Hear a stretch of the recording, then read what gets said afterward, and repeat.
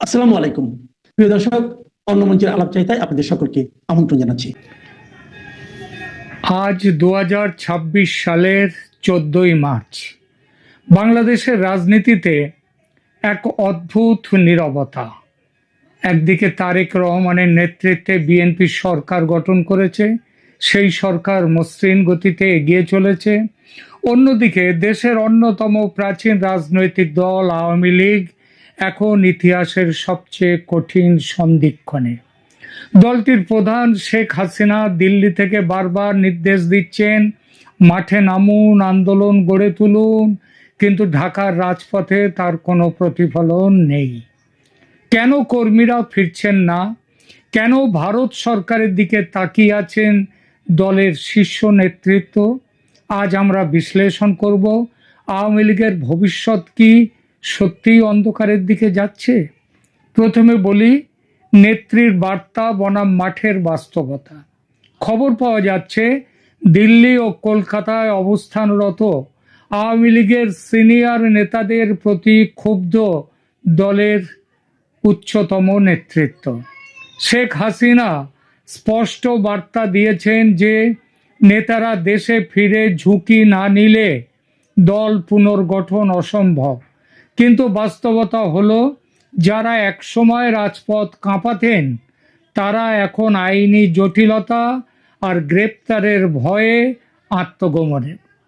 এই আত্মগোপন থাকাটা দলের ভেতরে তিনটি পরিস্থিতির জন্ম দিচ্ছে। এক, নেতৃত্বের সংকট। সেকেন্ড ইন কমান্ড হিসেবে কাউকেই মাঠে পাওয়া যাচ্ছে না। দুই, তৃণমূল স্তরের ক্ষোভ। তৃণমূল স্তরের কর্মীরা মনে করছেন বিপদের সময় বড় নেতারা সেই যে বিদেশে চলে গেছেন, তারপর থেকে তাদের আর কোনো ভূমিকা নেই, তাদের দেখা যাচ্ছে না। তাই এখন প্রাণের ঝুঁকি নিয়ে তারা আর মাঠে নামতে এই সাধারণ স্তরের কর্মীরা, তৃণমূল স্তরের কর্মীরা আর আগ্রহী থাকছেন না, তারা আগ্রহ হারিয়ে ফেলছেন। এবং তিন, আস্থা ও ভয়। একদিকে জুলাই হত্যাকাণ্ডের বিচার প্রক্রিয়া চলমান, অন্যদিকে নতুন সরকারের অস্পষ্ট অবস্থান। সব মিলিয়ে এক চরম ভয়ের সংস্কৃতি কাজ করছে। এই প্রসঙ্গে উঠে আসছে ভারত ফ্যাক্টর। শেষ ভরসা কি শুধুই দিল্লি?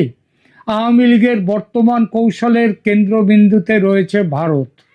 দলের শীর্ষ পর্যায় থেকে শুরু করে তৃণমূল স্তর পর্যন্ত সবার মনে একটাই বিশ্বাস, ভারত সরকার চাপ সৃষ্টি করলে তারেক রহমান নমনীয় হবে। কিন্তু ভূ রাজনীতি কি এতই সহজ পথে চলে? যে মূল প্রশ্নগুলো উঠে আসে সেগুলো এরকম: ভারত কি সত্যি বিএনপি সরকারের ওপর নিষেধাজ্ঞা প্রত্যাহারের জন্য চাপ দেবে? চাপ দেবে কি যে আওয়ামী লীগের ওপরে নিষেধাজ্ঞা যেটা আছে সেটা তুলে নাও? দ্বিতীয়ত, আন্তর্জাতিক সম্প্রদায়ের কাছে ভারতের বর্তমান অবস্থান কি? শেখ হাসিনাকে দীর্ঘ সময় আশ্রয় দেয়া নিয়ে ভারতের অভ্যন্তরীণ রাজনীতিতেই বা কি আলোচনা চলছে, এবং ভারত এখন তার নিজস্ব বাণিজ্যিক ও নিরাপত্তার স্বার্থে বর্তমান তারেক রহমান সরকারের সাথে সম্পর্ক উন্নয়নের চেষ্টা করছে, যা আওয়ামী লীগের জন্য কি দুঃসংবাদ হতে পারে? আইনি দেওয়াল স্পষ্ট। ক্রাইম ট্রাইব্যুনাল অর্ডিন্যান্স আওয়ামী লীগের ঘরে ফেরার পথে সবচেয়ে বড় বাধা হয়ে দাঁড়িয়েছে। আন্তর্জাতিক অপরাধ ট্রাইব্যুনাল এই অর্ডিন্যান্সের আওতায় দলটির শীর্ষ নেতাদের বিরুদ্ধে মানবতা বিরোধী অপরাধের বিচার চলছে। যদি এই অর্ডিন্যান্স বাতিল না হয়, তবে কোনো নেতার পক্ষেই প্রকাশ্যে রাজনীতিতে আসা অদূর কেন, সুদূর ভবিষ্যতেও সম্ভব নয়। কেন সম্ভব নয় সেটা বলতে গেলে আমাদের দেখতে হবে তারেক রহমান সরকার কেন এই অর্ডিন্যান্স বাতিল করবে কিংবা করবে না। জামাত এনসিপির বিরোধিতার মুখে এই আইন কি পরিবর্তন করা সম্ভব? তিন, পরিবর্তন হলে তার যে একটা প্রেক্ষিত আসবে, তার যে অভিঘাত আসবে, সেই অভিঘাত সেটা তারেক রহমানের বিএনপি সরকারের পক্ষে সেটা কতটা গ্রহণযোগ্য হবে, তারা কতটা সেটা সামাল দিতে পারবে। আর নিষেধাজ্ঞা বহাল থাকা অবস্থায় কোনো সমঝোতা কি পর্দার আড়ালে চলছে? 2026-এর নির্বাচনে আওয়ামী লীগ অংশ নিতে পারেনি। সংসদ এখন বিএনপি এবং জামাতের দখলে। এই অবস্থায় আওয়ামী লীগের সামনে দুটি পথ খোলা আছে।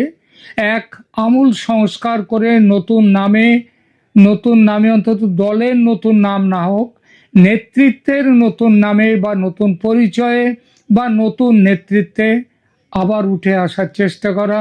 দুই, দিল্লির চাপের আশায় বসে থেকে বিলুপ্তির দিকে এগিয়ে যাওয়া। আপনারা জানেন শেখ হাসিনার পুত্র জয় কয়েকবার বলেছেন তার মা তিনি সক্রিয় রাজনীতি থেকে দূরে সরে যাচ্ছেন, অথচ তারপরে আবার আওয়ামী লীগের নেতৃত্ব দিল্লি থেকে ঘোষণা করছেন যে তার শেখ হাসিনার চলে যাওয়ার কোনো প্রশ্নই ওঠে না। এতে সাধারণ মানুষের সামনে, কর্মীদের সামনে একটা একটা অস্থির সংকেত যাচ্ছে।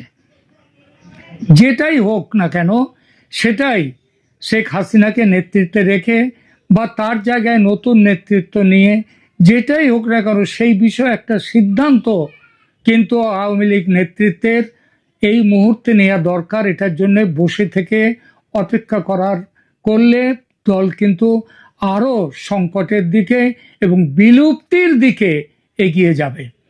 দেশের মধ্যে সাধারণ আওয়ামী লীগ সমর্থকরা অধীর আগ্রহে অপেক্ষা করছে। তারা বলছে আমরা নেত্রীর দিকে তাকিয়ে আছি, আমরা নেতৃত্বের দিকে তাকিয়ে আছি, কিন্তু নেতৃত্ব তাকিয়ে আছে আবার ভারতের দিকে। এই চক্র থেকে বের হতে না পারলে আওয়ামী লীগের ভবিষ্যৎ কিন্তু আদৌ সেই ভবিষ্যতে আলো নেই, অন্ধকার। একটি রাজনৈতিক দলের প্রাণ হলো তার কর্মীরা। যখন কর্মীরা ঝুঁকি নিতে ভয় পায় আর নেতৃত্ব বিদেশের মাটির ওপর, বিদেশের ওপর নির্ভরশীল হয়ে পড়ে, তখন সেই দলের পুনরুত্থান সম্ভব নয়। আওয়ামী লীগ কি পারবে তাদের শীর্ষ রাজনৈতিক, তাদের দীর্ঘ রাজনীতির যে ইতিহাস, সেই ইতিহাসকে পুনরুদ্ধার করতে? নাকি আমরা একটি বড় দলের চিরস্থায়ী পতন দেখছি? যে দল বাংলাদেশের জন্ম দিয়েছে, যে দল বাংলাদেশকে পাকিস্তানের বুক থেকে ছিনিয়ে নিয়ে এসে একটি নতুন রাষ্ট্র ব্যবস্থা তৈরি করেছে। আপনার মতামত কমেন্টে জানান। আজকের বিশ্লেষণ ভালো লাগলে শেয়ার করুন এবং সাবস্ক্রাইব করে আমাদের পাশে থাকুন। রাখছি, ধন্যবাদ। দর্শক, রাজনীতি ঈদের পরে, আফটার ঈদ, একটা বেশ গোজামিলা অবস্থা শুরু হয়ে যাবে, আপনি নিশ্চিত থাকুন। একদিকে জামাতের অসাংবিধানিক দাবি দেওয়া, আরেকদিকে বিএনপি ওই দাবি দেওয়াকে কিভাবে ট্যাকেল করবে, আরেকদিকে আওয়ামী লীগের ফিরে আসা। এই যে আজকেও অনেক আওয়ামী লীগ করেন, কিন্তু আপনার আত্মবিশ্বাস নেই, আপনার সাহস নেই, আপনার শক্তি নেই। আওয়ামী লীগ ফিরবে, অনেক আওয়ামী লীগারও বলেন যে আওয়ামী লীগ ফিরতে পারবে না সহজে। আপনার তাহলে আওয়ামী লীগ করার দরকার নাই, আপনি বিএনপিতে যোগ দেন, আপনি জামাতে যোগ দেন। আপনার শক্তি, সাহসটা যদি আপনার না থাকে, তাহলে আপনি আওয়ামী লীগ করতে পারবেন না। আওয়ামী লীগ ফিরবে, আপনার চোখের সামনে ফিরবে, দেখবেন আপনি। কিন্তু আজকে এই মুহূর্তে যে কথাটা বলতে এসছে, যে ঈদের পর বাংলাদেশের রাজনীতিতে একটা হযবরল অবস্থা শুরু হয়ে যাবে। এবার জামাত বিএনপিকে তটস্থ করে রাখবে বা তটস্থ করবে অসাংবিধানিক কিছু দাবি দেওয়া নিয়ে। আজকে জামাতের বৈঠক পরবর্তী সময়ে জামাতের যে কথাবার্তার টোন শোনা গেল, তাতে মনে হচ্ছে ঈদের পরে রাজনৈতিক পরিস্থিতি ঘোলাটে হবে। নতুন সরকার কাজ শুরুই করতে পারেনি, অন্য কাউকে লাগবে না, এই জামাতই অতিষ্ঠ করে মারবে। যদি জামাতের যদি অসাংবিধানিক দাবি দেওয়া না মানে, এখন বিএনপি সরকার কি অসাংবিধানিক দাবি দেওয়া মানবে? খেয়াল করুন, সেনাবাহিনী কিন্তু উঠে যায়নি। দেশ কি ঠান্ডা হয়েছে? নির্বাচন হয়েছে 1 মাস পার হয়ে গেছে, সরকার গঠনও প্রায় 1 মাসের কাছাকাছি হতে চলল। সেই জায়গায় এখনো কিন্তু সেনাবাহিনী স্টিল বাইরে ব্যারাকে ফিরে যায়নি। সরকারও মনে করছে যে সেনাবাহিনী আরো কিছুদিন কি থাকুক। সরকারে কি এই যে পুলিশের উপরে আত্মবিশ্বাস এখনো পাচ্ছে না? এখনো সেনাবাহিনীকে তেলের ডিপো পাহারা দিতে পাঠাচ্ছে বা বিভিন্ন কর্মকাণ্ডে এখনো পাঠাচ্ছে। অর্থাৎ পরিস্থিতি কিন্তু ঘোলাটে। সেই 24 সালে আওয়ামী লীগ শেষ সময়ে যে পরিস্থিতি ঘোলাটে ছিল এখনো ঘোলাটে, এবং এই ঘোলাটে পরিস্থিতিটা করবে। আওয়ামী লীগের পতন ঘটিয়েছিল যে জঙ্গি জামাত জোট। বিএনপি ছিল একটা পার্শ্ব চরিত্র। বিএনপি আজকে মূল বেনিফিশিয়ারি। জামাতের অনলাইন আমির কদিন আগে একটা কথা বলেছিলেন, সেই কথাটা খুব গুরুত্বপূর্ণ। তিনি বলেছিলেন যে 75 পরবর্তী সময়েও বিএনপি বেনিফিশিয়ারি, 24 পরবর্তী সময়েও বিএনপি বেনিফিশিয়ারি, অর্থাৎ ক্ষমতার বেনিফিশিয়ারি, ক্ষমতা পেয়েছে বিএনপি। তো সেই জায়গায় এই যে পরিস্থিতি দিন দিন ঘোলাটে হচ্ছে, ঝোড়ো হাওয়া বইতে শুরু করেছে রাজনীতিতে। আগামীকাল কি সত্যিই সরকারের শেষ অধিবেশন হতে যাচ্ছে? এখন প্রশ্ন আসছে জামাত নেতার কথায়, কেন এমন কড়া হুঁশিয়ারি দিলেন 11 দলীয় ঐক্যের সমন্বয়ক ও জামাত নেতা হামিদুর রহমান আজাদ? আজ রাজধানীর মগবাজারে বাংলাদেশ জামাতে ইসলামের কেন্দ্রীয় কার্যালয়ে অনুষ্ঠিত হয়েছে 11 দলীয় ঐক্যের লিয়াজো কমিটির একটি গুরুত্বপূর্ণ বৈঠক। এই বৈঠক শেষে সংবাদ মাধ্যমের মুখোমুখি হন জামাতের নেতা হামিদুর রহমান আজাদ, এবং এই যে 11 দলীয় যে জোট, এই 11 দলীয় লিয়াজো কমিটির তিনি সম্ভবত সমন্বয়ক। তার বক্তব্যের মূল সুর ছিল অত্যন্ত আক্রমণাত্মক। তিনি স্পষ্ট করে বলেছেন যে সরকার যদি তাদের দাবি না মানে তবে রাজপথই হবে চূড়ান্ত ফয়সালার জায়গা। মূলত সংবিধান সংস্কার পরিষদ গঠন এবং তার অধিবেশন ডাকা নিয়ে এই টানাপোড়েন। হামিদুর রহমান আজাদ অত্যন্ত স্পষ্টভাবে বলেছেন, সংবিধান সংস্কার পরিষদের অধিবেশন না ডাকলে আগামীকালই হবে সরকারের শেষ অধিবেশন। এটি কোনো সাধারণ রাজনৈতিক মন্তব্য নয়, এটি একটি সরাসরি আলটিমেটাম। অর্থাৎ বিরোধী জোট মনে করছে সরকার সময় ক্ষেপণ করছে। জুলাই বিপ্লব, তথাকথিত জুলাই বিপ্লব, আমরা বলি জুলাই ষড়যন্ত্র, এই ষড়যন্ত্রের মাধ্যমে জামাত এবং এনসিপি জঙ্গিদের যে আকাঙ্ক্ষা ছিল যে জুলাই সনদ নামে একটা সনদ, এবং এই সনদ বাস্তবায়নে সংবিধান সংস্কার অপরিহার্য, আর এই সংস্কারের জন্য যদি অধিবেশন না ডাকা হয় তবে তারা এই সরকারকে আর বৈধ সংসদীয় প্রক্রিয়ার সুযোগ দিতে রাজি নয়।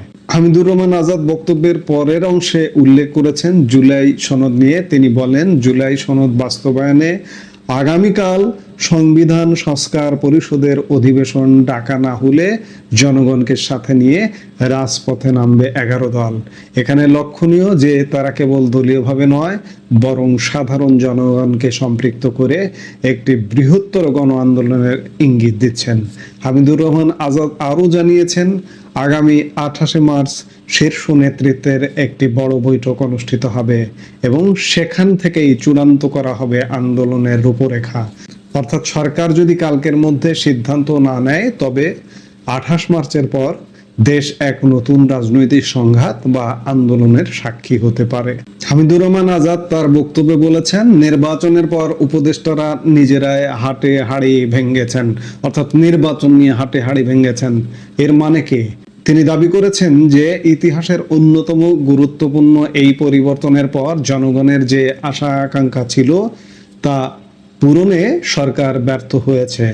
নির্বাচন প্রসঙ্গে তিনি বলেছেন, যদিও জানমালের ক্ষয়ক্ষতি কম হয়েছে কিন্তু নির্বাচনে জন আকাঙ্ক্ষা পূরণ হয়নি। অর্থাৎ জামাত দাবি করছে, প্রত্যাশা করছে তারাই ক্ষমতায় যেত, এখনো তাদের কিন্তু সেই সুরটা। 11 দলীয় ঐক্যের দাবি হলো জুলাই সনদ আংশিক নয় বরং সম্পূর্ণ বাস্তবায়ন করতে হবে। তারা মনে করছেন সরকার জুলাই বিপ্লবের চেতনা থেকে বিচ্যুত হচ্ছে।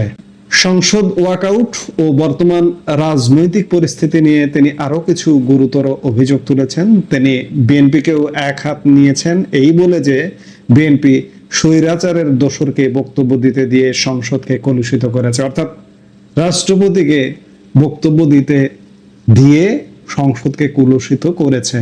রাষ্ট্রপতি ভাষণ দেওয়া হচ্ছে, এটি সাংবিধানিক রেওয়াজ, একদম সংবিধানে বলা আছে। জামাত পদে পদে সংবিধান লঙ্ঘন করতে চায়। জামাত বিপ্লবী সরকার করতে চায়, সোজা কথা, সোজা বাংলায় যদি বলি, এখনো পর্যন্ত তারা সেই স্বপ্নে বিভোর। হামিদুর রহমান আজাদের মতে বিরোধী জোট রাষ্ট্রপতিকে অবমাননা করেনি, বরং সংসদীয় রীতিনীতি লঙ্ঘিত হয়েছে। পাশাপাশি প্রশাসনের দলীয়করণ নিয়ে তিনি গভীর উদ্বেগ প্রকাশ করেছেন। তার অভিযোগ, প্রশাসনকে মেধাহীন লোক দিয়ে ভর্তি করা হচ্ছে এবং একটি নির্দিষ্ট দলের এজেন্ডা বাস্তবায়ন করা হচ্ছে, যা রাষ্ট্রের জন্য হুমকি স্বরূপ। আমি নির্বাচনের আগেই বলেছিলাম, এই যে জামাত যখন ক্ষমতাটা পাবে না, ইউনূসের আমলে সারা প্রশাসনে যেভাবে তারা ভরেছিল, প্রশাসনের সর্বোচ্চ ব্যক্তি মন্ত্রী পরিষদ সচিব থেকে শুরু করে বিভিন্ন পর্যায়ে তারা জালের মতো ছেয়ে গিয়েছিল। এখন স্বাভাবিকভাবে বিএনপি ক্ষমতায় এবং প্রশাসন থেকে উচ্ছেদ অভিযান ইতিমধ্যে শুরু হয়ে গেছে।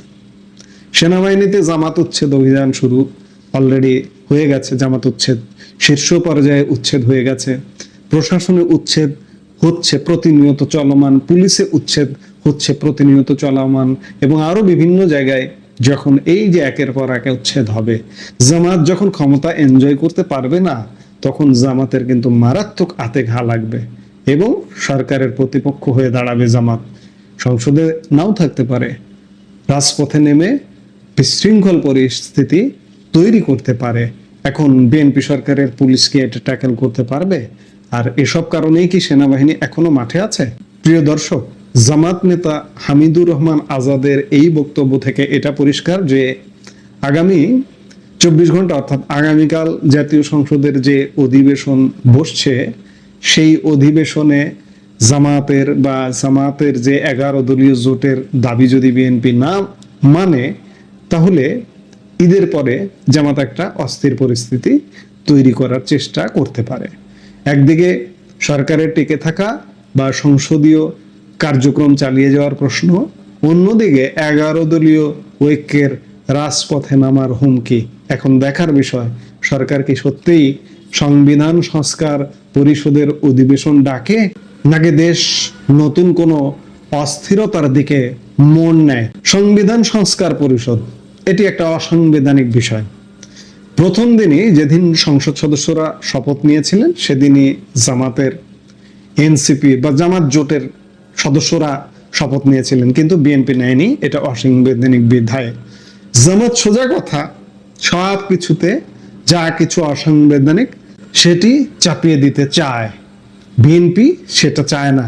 এখন দেখার বিষয়, বিএনপি জামাতের এসব দাবির কাছে মাথা নত করে কিনা, নাকি বিএনপি এটাকে কিভাবে ট্যাকেল করে, সেটি দেখতে হলে আমাদের ঈদের পরের রাজনৈতিক পরিস্থিতির উপর নজর রাখতে হবে। আমরা নিশ্চয়ই দেখব এবং নজর রাখবো, এবং সেনাবাহিনী কেন মাঠে আছে, সেনাবাহিনী এই পরিস্থিতিগুলো ট্যাকেল করার জন্যই মাঠে আছে কিনা, কিংবা এখন যেহেতু সরকারে বিএনপি, বিরোধী দলে জামাত, সেহেতু সরকার কি কঠোর পদক্ষেপে যায় নাকি জামাতের কাছে আপোষ করে, সেটি দেখব নিশ্চয়ই আমরা।